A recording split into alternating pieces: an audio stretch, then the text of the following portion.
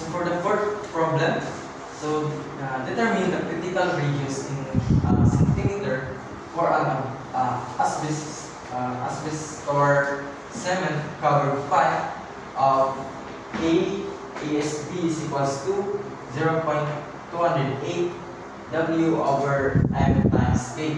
So the external heat transfer coefficient is 1.2 BTU per H feet squared times Fahrenheit.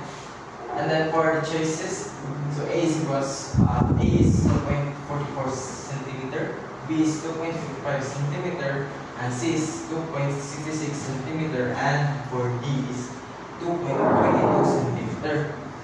So for the formula of critical radius, we have the RC is equals to K over the HC.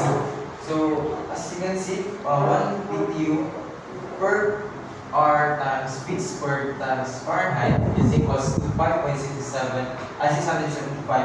W over M squared times Fahrenheit. And so, ibalik ko na ito mga values. We have the 0.208 W over M times K over 1.5 times 5.675. So, i-calculate natin siya. Lalaman ko na 0.0244 meter and converted to cm centimeter is equals to 2.44 centimeter. So for that answer, we have the answer of letter